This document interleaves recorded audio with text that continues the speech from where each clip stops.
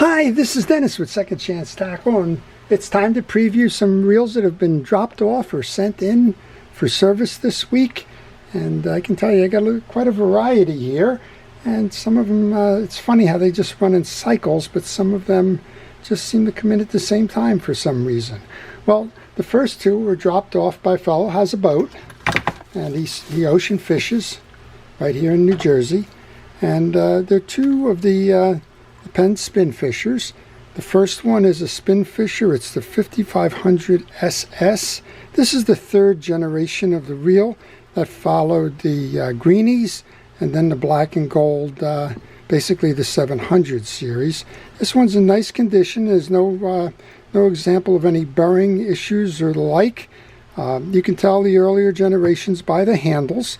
These have the solid bar metal, kind of an S-shaped handle.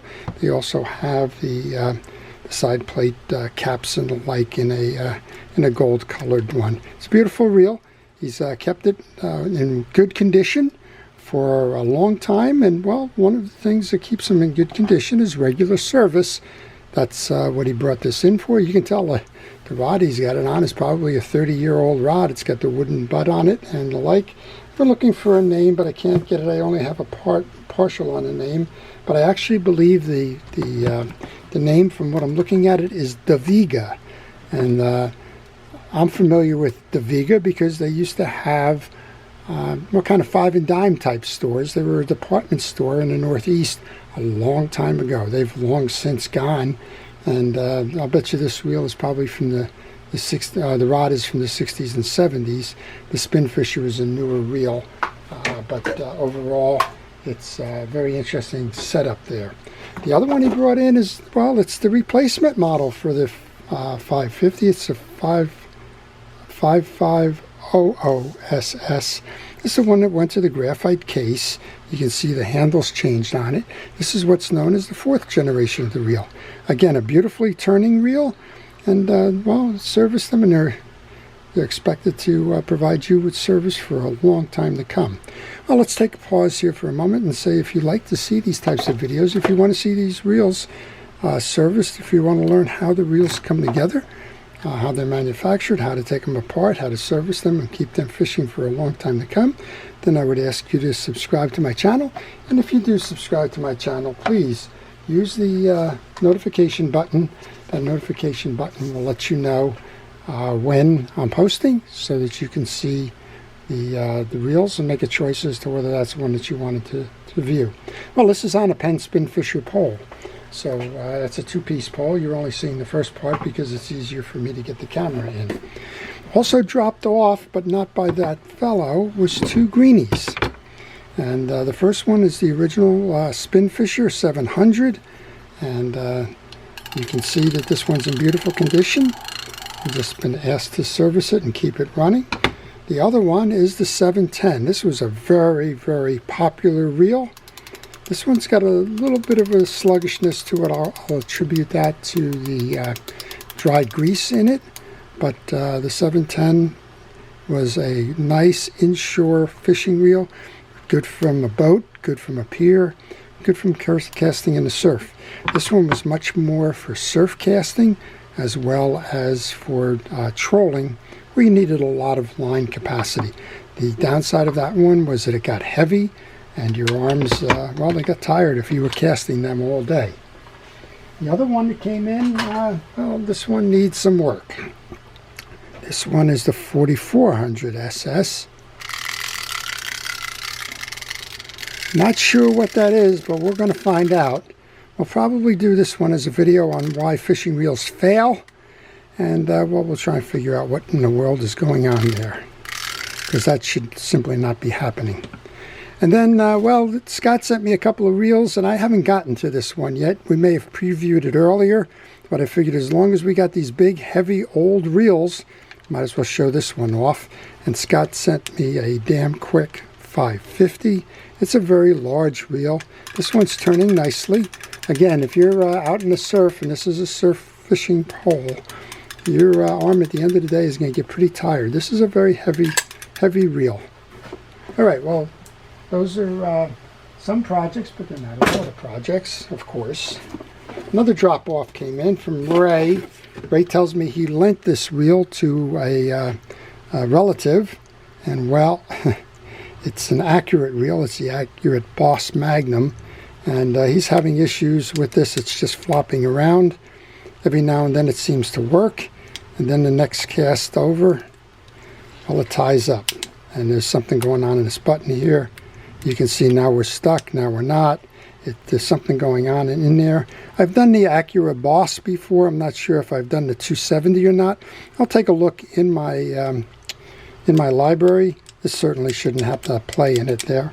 And if I haven't done a video on that one, I'll try to get that one done. We also had a drop off here. This one came from Jim. And I may have previewed this one before, so if I did, I will apologize right up front, but I haven't got to work on it. It's one of the next up in my work lists, and well, it's a Daiwa Saltist. It's the 30HA, and it is completely stuck. Free spool moves, but gear does not move.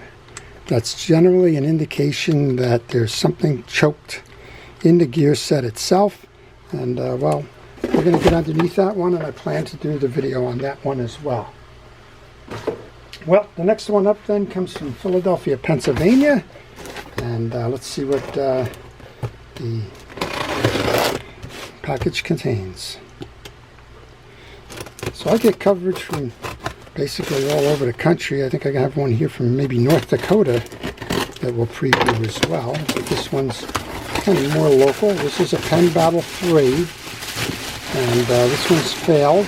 I know that because of the correspondence I've had with the individual. And it says, seems to stick and sound squirrely. In 3 months old, fished with her 4 times, and after every outing, he's had trouble with it. Well, 3 months old, you would probably want to just return this one. Oh, squirrely, it's not moving. This one's stuck. I'll give you more than squirrely on that. All right, now it's moving again. And top of the stroke, it's getting stuck. Almost seems like a bent axle shaft. We'll get underneath that one. We'll try and do that as a why reels fail. I mentioned it to this individual. It's under warranty, not wanted to send it back. And apparently, a lot of folks are getting disappointed with the Penn service these days. Either it takes a very long time for them to get it, or they're just getting trouble with the service that they receive.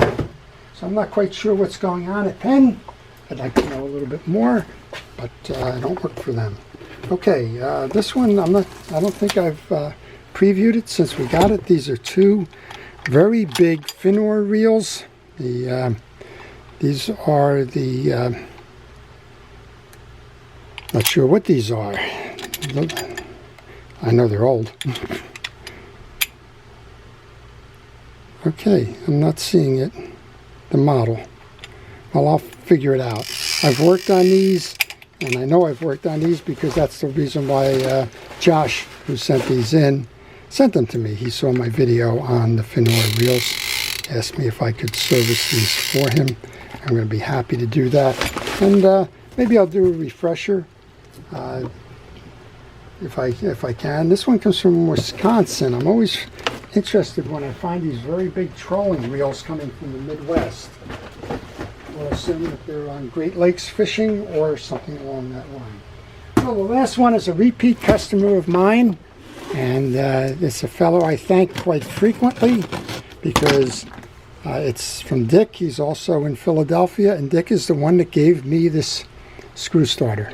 He saw how I struggled with small screws, and well, he sent this in to me and said, try this, and I've been forever beholden to him for providing that. That tool is a Klein tool, and it's great for starting small screws. Well, Dick is also the president of a saltwater angler club down in South Jersey, and well, he's actually invited me to speak to the club by a Zoom conference call. I'm going to try and do that. Well, he's always looking out for me and my channel, and I appreciate that.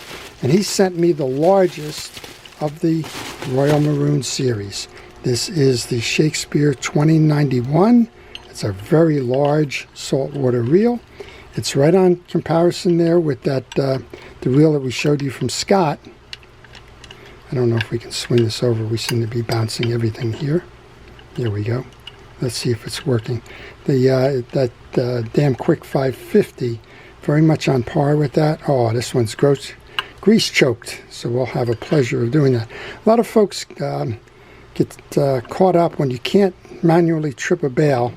This is an example of why you can't trip a bail, because you have an arm that fits in a slot. The only way you could do that is to pull that down, and you know what, I'm not going to even play with that at the moment. But this has got a kind of a stuck bail, and we know we can throw this backwards. Very hard to turn here. So well, we'll get that one all cleaned up, and because he was so nice to send this one in, because I don't have a video of it, we'll try and do our best to do a video on it, so that if you have this reel, you'll learn from it.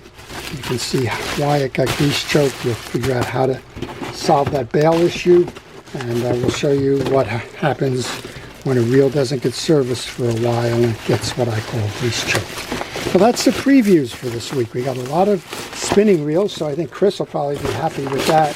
Chris is the fellow that's got a collection of about 340 or so vintage spinning reels at this point, and comments frequently. I don't know if he has one like this, and I'm not sure what's going on there, but we'll certainly find that out. To our first responders and essential personnel and everybody who is in the business of keeping us safe, I thank you. And before we go, I forgot this one over here. This is the one from North Dakota that I had mentioned. And let's see what we got in here. And we have a Mitchell. So we have a Mitchell 300 with some very old line on it. You know it's old line because monofilament has memory, and when it starts to curl like this, it means that it's kind of gotten aged. This one seems to run nicely. And well, we'll see. It might be the bail issue. Nope, that one seems to be running well. So we're going to tune that up, and I've done several videos on the Mitchell reels. I don't think at this point that I'll do another Mitchell 300. But if you want to see that, please leave a note in the comments section, and I will try to do that for you. Well, I've thanked our first responders. Let me thank all of you for subscribing. If you haven't subscribed, please do so. And thank you for watching. This is Dennis with Second Chance Tackle, wishing you a great week. And please, if you have time to get out on the water and enjoy your tackle, now's the time to do it. It's peak fishing season. There's a lot to be had out there. Enjoy your time on the water.